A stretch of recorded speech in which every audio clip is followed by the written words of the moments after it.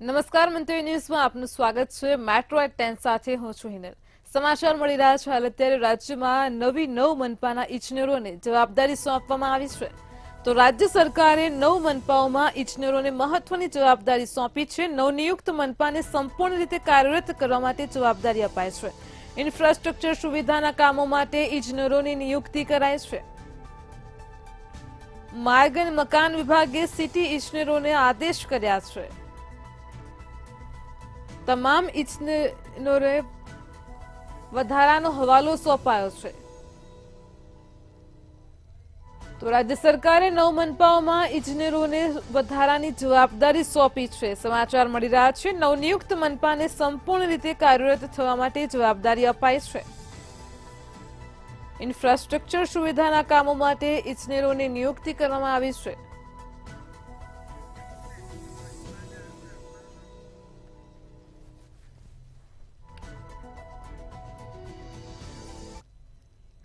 કચ્છથી સમાચાર મળી રહ્યા છે। કચ્છમાં દારૂ રાખવાનો નવો કિમિયો ભુજ એલસીબીએ ઝડપી પાડ્યો છે।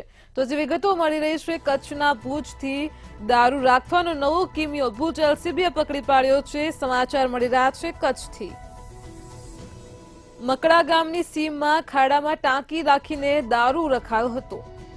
પોલીસે ખાડામાં રાખેલ દારૂનો જથ્થો કબજે કર્યો છે। ભુજ એલસીબીએ આ નવો કિમિયો ઝડપી પાડ્યો છે। 39,000થી વધુનો દારૂનો જથ્થો જપ્ત કર્યો હતો।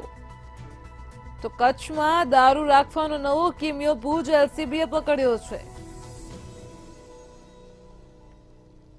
સમાચાર મળી રહ્યા છે કચ્છથી 39,000થી વધુનો મુદ્દામાલ ભુજ એલસીબીએ પકડી પાડ્યો છે। મકડા ગામની સીમમાં ખાડામાં ટાંકી રાખીને દારૂ રખાયો હતો। પોલીસે ખાડામાં રાખેલ દારૂનો જથ્થો કબજે કર્યો છે। 39,000થી વધુનો દારૂનો જથ્થો જપ્ત કર્યો છે। તો ભુજ એલસીબીએ સમગ્ર કાર્યવાહી હાથ ધરી છે। કચ્છમાં દારૂ રાખવાનો નવો કિમિયો સામે આવ્યો છે।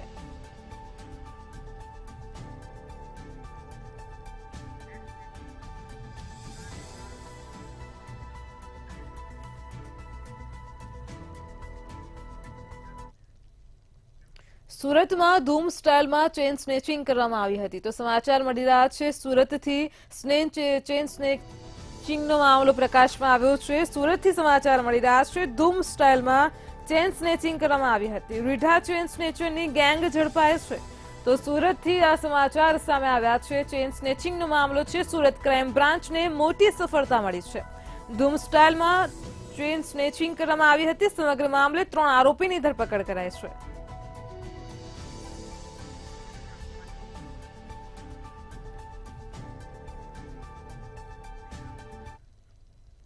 મુખ્યમંત્રી ભૂપેન્દ્ર પટેલ અમદાવાદ ખાતે ભારત મેડિકલ એક્સલન્સ એવોર્ડ સમારંભમાં ઉપસ્થિત રહ્યા હતા। આ પ્રસંગે આરોગ્ય મંત્રી ઋષિકેશ પટેલ પણ ઉપસ્થિત રહ્યા હતા। જ્યાં મેડિકલ ક્ષેત્રે વિશિષ્ટ સિદ્ધિઓ પ્રાપ્ત કરનારા અને વિશેષ કામગીરી કરનારા ગુજરાતના ખ્યાતનામ ડોક્ટર્સનું સન્માન કરવામાં આવ્યું છે।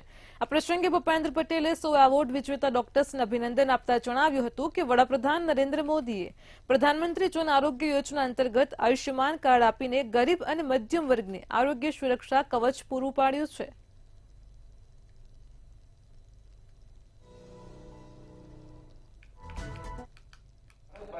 આપણી વિરાસત આપણી સંસ્કૃતિ એ મજબૂત પાયો એનો પકડી રાખીને આગળ વધવું છે અને એ જો આગળ વધીશું તો જે વિકસિત ભારત માનનીય નરેન્દ્રભાઈનો સંકલ્પ છે એ સંકલ્પમાં ગુજરાત સૌથી મોખરે રહેશે ને એમાં સ્વાસ્થ્ય માટે સ્વાસ્થ્ય હોસ્પિટલથી માંડી ડોક્ટર્સથી માંડીને બધાનો એમાં બહુ મોટો ફાળો રહેવાનો છે કારણ કે સ્વાસ્થ્ય સારું હશે તો બીજું બધું થવાનું। કોવિડ કાળમાં પણ ખૂબ સારી રીતે લોકોને અવેર કરવાનું કામ કર્યું, પરંતુ સૌથી વધારે લાભ લેતી યોજનામાં ક્યાંક નાના મોટા કોઈની લાલચના કારણે કોઈ ડોક્ટર આવી ગયા હોય તો ટોક શો દ્વારા સોશિયલ મીડિયા દ્વારા જે રીતે પબ્લિકને અવેર કરતા હતા તો હવે ડોક્ટર પણ જે ઓથ લેતા હોય છે ઇથિકલ પ્રેક્ટિસ માટેની તો એનું પાલન અને એના માટે એને પણ ડોક્ટરો પોતાની જાતને સ્ટ્રેન્થન કરે। ગુજરાતમાં વિદ્યાર્થી અને શિક્ષકોનો રેશિયો જળવાતો નથી. 25:1ના રશિયા મુજબ રાજ્યમાં 4,59,868 શિક્ષકો હોવા જોઈએ. તેની સામે 3,94,053 શિક્ષકો છે, એટલે કે 65,814 શિક્ષકોની ઘટ છે.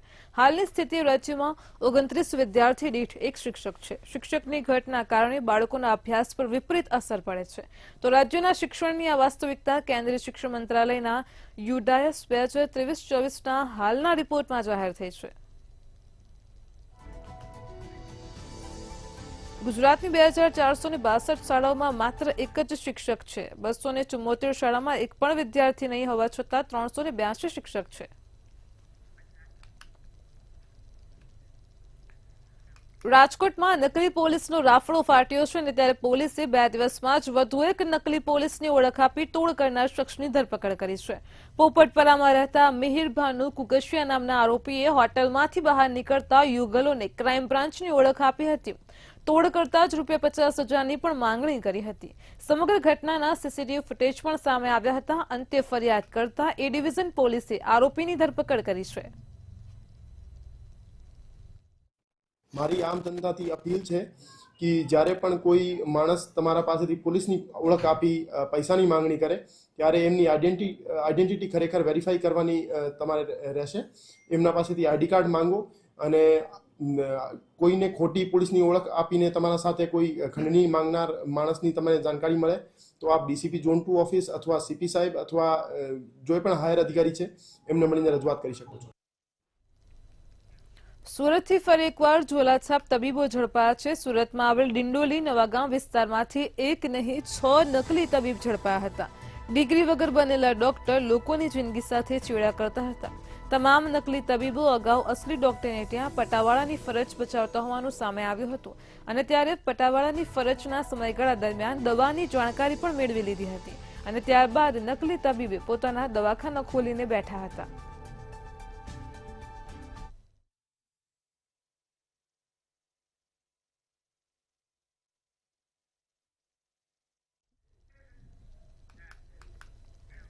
જૂનાગઢ જિલ્લા કલેક્ટર કચેરીના કમ્પાઉન્ડમાં હવેથી દર ગુરુવારે બપોરે 4 થી 6 દરમિયાન ઓર્ગેનિક શાકભાજી અને ઘાણીનું તેલ તેમજ બીજી પ્રાકૃતિક ખેતી થકી ઉગાડેલી વસ્તુઓ મળશે. પ્રાકૃતિક કૃષિનો વ્યાપ વધારવા જિલ્લા વહીવટીતંત્રએ પહેલ કરી છે. જિલ્લા કલેક્ટર અનિલ રાણાવસિયાએ પ્રાકૃતિક કૃષિ હાટનો પ્રારંભ કરાવ્યો હતો. ખાસ કરીને કલેક્ટર કચેરીના અધિકારી કર્મચારી સહિતના લોકો પ્રાકૃતિક રીતે પકાવેલા શાકભાજી સહિતની ખાદ્ય ચીજ વસ્તુઓની ખરીદી કરી શકે તે માટેનું ખાસ આયોજન કરાયું છે.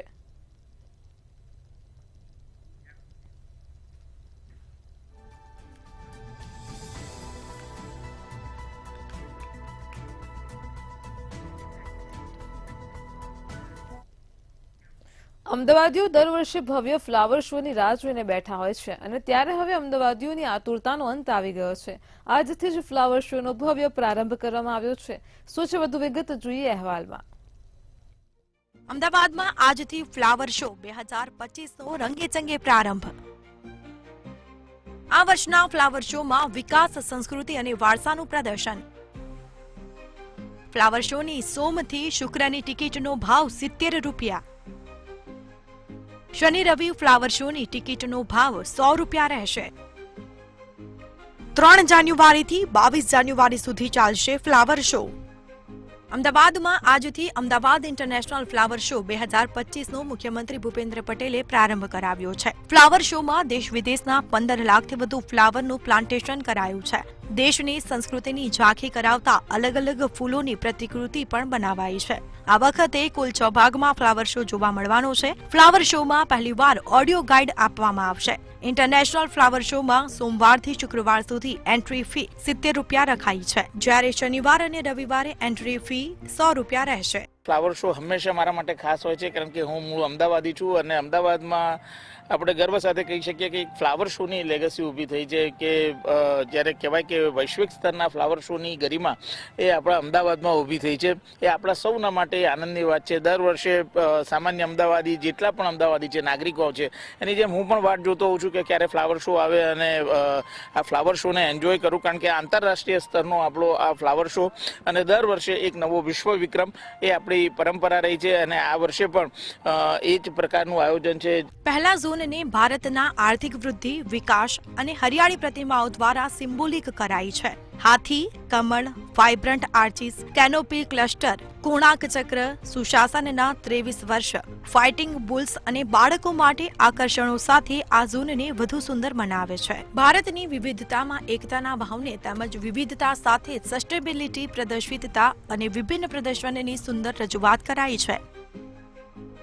વાઘ, મોર, ગ્રેટર ફ્લેમિંગો, કહારી ઊંટ, એશિયાટિક સિંહ અને કેન્યોન વોલ આ ઝોનના આકર્ષણનું કેન્દ્ર બની છે.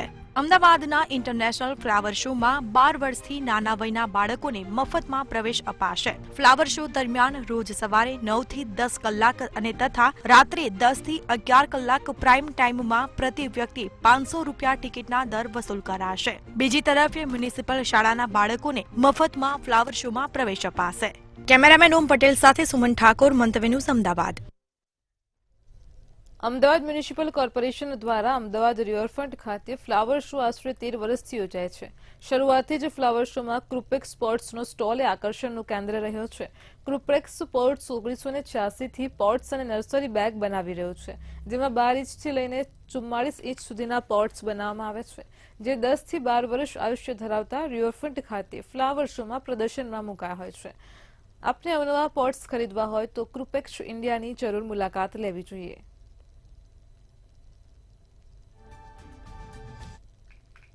ફ્લાવર શો 2012થી જ્યારથી ચાલુ થયો ને ત્યારથી અમારો સ્ટોલ છે આમાં. ત્યારે તો બહુ નાના પાયે થતું હતું, ત્યારે રિવરફ્રન્ટ આટલો બધો ડેવલપ નહોતો, પણ એ વખતે બી અમે સ્ટોલ લગાવ્યો હતો ને આજે આ લેવલે પહોંચી ગયો ત્યારે પણ અમારો સ્ટોલ છે. અને ગયા વર્ષે પણ ગિનિસ બુક ઓફ વર્લ્ડ રેકોર્ડમાં નામ આવ્યું હતું અને આ વર્ષે પણ આવવાનું છે.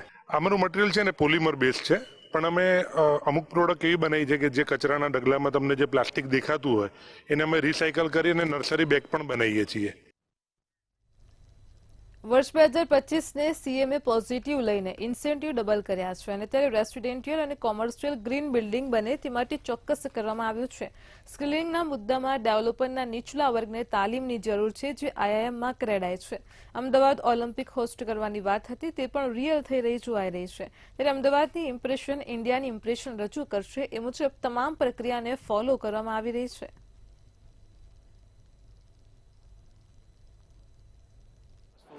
જે મુખ્યમંત્રીએ કીધી એક કે અફોર્ડેબલ હાઉસિંગ માટે કઈ રીતે કંઈક સારું થઈ શકે, જેની અંદર પ્રજાનો, ડેવલપરનો, ઓવરઓલ ડેવલપમેન્ટનો લાભ થાય, એના માટે સૂચનો કરવા અને મિટિંગ કરવા માટે અમે ચોક્કસપણે જઈશું અને અમારા સુઝાવો આપીશું. કારણ કે ઘરનું ઘર એ બધાનું સપનું હોય છે અને એ અફોર્ડેબલ સેગમેન્ટ એ આપણા ઇન્ડિયાનો મોટામાં મોટો સેગમેન્ટ છે. એને સપોર્ટ કરવા માટે અમે સીએમ શ્રીનું આ સૂચન સ્વીકારીએ છીએ અને આગલા દિવસોમાં એમની જોડે મુલાકાત લઈશું. બીજી ઇનિંગ્સમાં જેમ હર્ષભાઈ અહીંયાથી કહેતા હતા, લાખો પરિવાર નહીં, કરોડો પરિવારના માથે છત આપ્યું છે, કરોડો પરિવાર. અને બીજી આ ત્રીજી ટર્મમાં બીજા 3 કરોડ મકાન પ્રધાનમંત્રી આવાસ યોજનામાં માન્ય નરેન્દ્રભાઈએ મંજૂરી આપી દીધી છે. એટલે એ સરકાર તરીકે સરકાર બનાવે છે, પણ એક તમે પણ એફોર્ડેબલ હાઉસિંગ અને એફોર્ડેબલ હાઉસિંગની ડેફિનેશન થોડીક બદલાઈ ગઈ હોય એવું લાગે છે, એટલે થોડીક એમાં આપણે બધાએ રિવાઇઝ કરવાની જરૂર છે. અમદાવાદના સાઉથ બોપલ વિસ્તારમાં લૂંટની ઘટના બની છે. સાઉથ બોપલમાં મેરીગોલ્ડ સર્કલ પાસે કનકપુરા જ્વેલર્સમાં લૂંટ થઈ છે અને તેમાં 4 લૂંટારુઓએ જ્વેલર્સની દુકાનમાં સોના ચાંદીના દાગીનાની લૂંટ કરી ફરાર થયા હતા. હથિયારો સાથે આવેલા 4 લૂંટારુઓએ વેપારીને બંદૂકની અણીએ બંધક બનાવી લૂંટને અંજામ આપ્યો હતો. ત્યારે બોપલ પોલીસે લૂંટારુઓને જબ્બે કરવા માટે ચક્રો ગતિમાન કર્યા છે.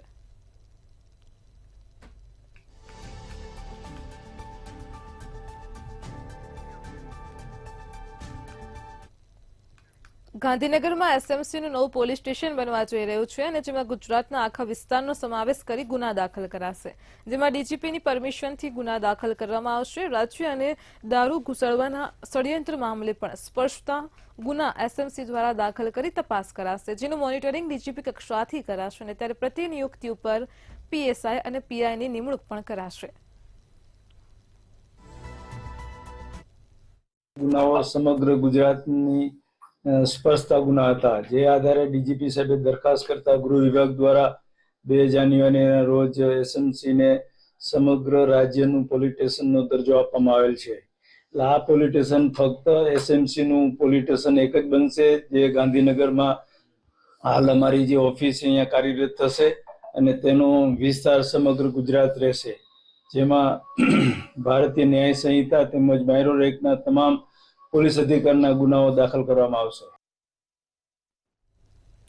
રાજ્યના નાગરિકોને જીવન જરૂરી ખાદ્ય ચીજવસ્તુઓ શુદ્ધ, સલામત અને ગુણવત્તાયુક્ત મળી રહે તે માટે ખોરાક અને ઔષધ નિયમન તંત્ર દ્વારા રાજ્યની અલગ અલગ બોર્ડર પર સઘન તપાસ હાથ ધરીને પરપ્રાંતથી આવતા ટેન્કરોની ચકાસણી કરાઈ હતી, જેમાંથી ટેન્કરોના દૂધના 40થી વધારે નમૂના સ્થળ પર જ ચકાસવામાં આવ્યા હતા. વધુમાં તંત્ર દ્વારા રાજ્યમાં આવેલી 14 જેટલી ડેરી ઉપર 150થી વધારે ટેન્કરો સહિત કુલ 182થી વધુ દૂધના ટેન્કરોના આશરે 22 લાખ લીટર જેટલા દૂધની ગુણવત્તાની ખરાઈ કરાઈ છે. તો ખોરાક અને ઔષધ નિયમન તંત્રના કમિશનર ડોક્ટર એચ.જી. કોશિયાએ જણાવ્યું છે કે તંત્રને રાજ્યમાં વેચાણ થતા દૂધની ગુણવત્તા બાબતે નાગરિકો તરફથી અવારનવાર ફરિયાદો મળતી હોય છે અને જે અંતર્ગત ખોરાક અને ઔષધ નિયમન તંત્ર દ્વારા દૂધની વેચાણ કરતી ડેરીઓ અને દૂધનું વહન કરતા ટેન્કરોની તપાસ કરવામાં આવી રહી છે. આજે દૂધના ટેન્કરો ડેરીમાં સવારમાં આવતા હોય તેવા લગભગ 182 જેટલા ટેન્કરોની તપાસ કરી આપણા પાસે જે મોબાઈલ ફૂડ સેફ્ટી વાન છે એમાં મિલ્કો સ્કેન મીટર છે, જેનાથી દૂધમાં નાની મોટી પણ કોઈ ભેળસેળ હોય, કેમિકલ હોય કે યુરિયા હોય, સોરા બાયકર્બ હોય, માલ્ટોડેક્સિન હોય કે અન્ય કોઈ પણ અખાદ્ય કેમિકલ હોય તો તરત પકડી પાડે છે. તેના મારફત 182 ટેન્કરોની અમે ચકાસણી કરી તો એની અંદર લગભગ ટોટલ દૂધનો જથ્થો 22 લાખ લીટર વહન થતો હતો. એમાં કોઈની અંદર અજુગતું કે ભેળસેળ ધ્યાને આવેલી નથી. ગાંધીનગરમાં આંચણા ચૌધરી સમાજ દ્વારા 300 કરોડના ભંડોળથી સમાજની યુવા પેઢીને પગભર કરવા માટે મોટા સંકુલનું નિર્માણ કરવામાં આવશે. આગામી 5મી જાન્યુઆરીએ રાજ્યપાલ આચાર્ય દેવવ્રત તેમજ મુખ્યમંત્રી ભૂપેન્દ્ર પટેલની ઉપસ્થિતિમાં ખાતમુહૂર્ત કરાશે. આ પ્રસંગે અમિત ચાવડા તેમજ સમાજના પ્રમુખ મણિ ચૌધરી વિગતો આપતા કહ્યું કે આ સંસ્થામાં સ્પર્ધાત્મક સરકારી પરીક્ષાઓની તૈયારી કરવામાં આવશે. સમાજના યુવક અને યુવતીઓ માટે વ્યવસાયલક્ષી તાલીમ પણ આપવામાં આવશે.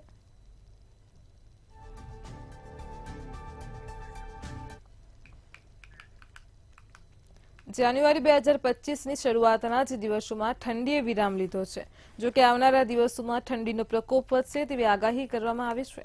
આગાહી અનુસાર રાજ્યના કેટલાક જિલ્લાઓમાં 4 થી 8 જાન્યુઆરી દરમિયાન ઠંડીનું જોર વધી શકે છે, જ્યારે ઉત્તર ગુજરાતમાં લઘુત્તમ તાપમાન 8 ડિગ્રી સુધી પહોંચી શકે છે, જ્યારે સૌરાષ્ટ્રમાં 12 ડિગ્રીથી નીચું તાપમાન રહેવાની પણ શક્યતાઓ છે. આ સાથે 14 જાન્યુઆરીથી રાજ્યમાં કમોસમી વરસાદની પણ સંભાવના વ્યક્ત કરાઈ છે. તો રાજ્યમાં અમદાવાદ, ગાંધીનગર સહિત કેટલાક જિલ્લાઓમાં ઠંડીનું જોર ઘટતા લોકોને હળવી રાહત થઈ છે. કચ્છના કેટલાક ભાગોમાં લઘુત્તમ તાપમાન વધુ ગગડી શકે છે, જ્યારે સૌરાષ્ટ્રમાં 12 ડિગ્રીથી નીચું તાપમાન રહેવાની પણ શક્યતા છે. તો આગાહી અનુસાર 14 જાન્યુઆરીથી રાજ્યના કેટલાક ભાગમાં કમોસમી વરસાદ પડવાની પણ સંભાવના છે.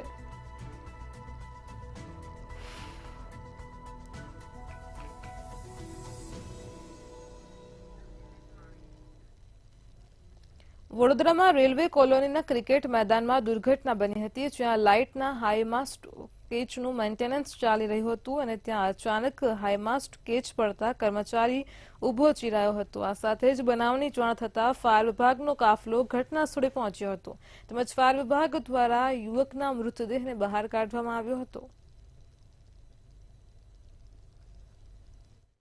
પ્રતાપનગર રેલવે કોલોની પાસે ક્રિકેટનું મેદાન છે, ત્યાં લાઇટના થાંભલા પર બોડી લટકે છે.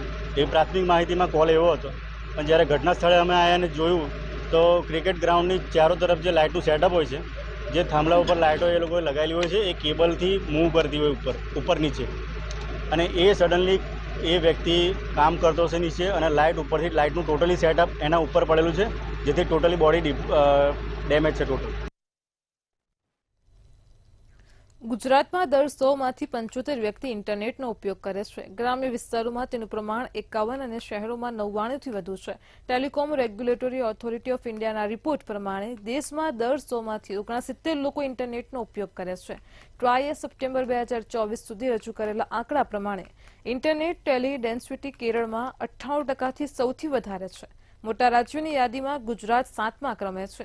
તો દેશમાં એક વર્ષમાં ઇન્ટરનેટ સબસ્ક્રાઇબરની સંખ્યા 91.82 કરોડથી વધીને 97.15 કરોડ થઈ, એટલે કે 5.80% વધારો નોંધાયો અને જેમાં 40.53 કરોડ ગ્રામ્ય અને 56.61% શહેરી સબસ્ક્રાઇબર છે, જ્યારે ગુજરાતમાં તેમાં સામાન્ય 2% વધારો નોંધાયો છે. સપ્ટેમ્બર 2023માં રાજ્યમાં 5.37 કરોડ સબસ્ક્રાઇબર હતા, જે સપ્ટેમ્બર 2024માં વધીને 5.47 કરોડ થયા છે. તો રાજ્યના ગામડાઓમાં 11 લાખ જેટલા સબસ્ક્રાઇબરનો વધારો નોંધાયો છે અને જેની સામે શહેરોમાં 1,70,000 સબસ્ક્રાઇબરનો ઘટાડો થયો છે. ઉત્તર પ્રદેશમાં સૌથી વધારે 13.16 કરોડ સબસ્ક્રાઇબર છે, બીજા ક્રમે 11.6 કરોડ મહારાષ્ટ્રમાં છે, 6.40 કરોડ સાથે પશ્ચિમ બંગાળ ત્રીજા ક્રમે છે અને આ યાદીમાં 5.47 કરોડ સાથે ગુજરાત 7મા ક્રમે છે. ચોથા ક્રમે તમિલનાડુ 6.32 કરોડ, પાંચમા ક્રમે કર્ણાટક 5.98 કરોડ અને છઠ્ઠા ક્રમે બિહાર 5.47 કરોડ સબસ્ક્રાઇબર ધરાવે છે.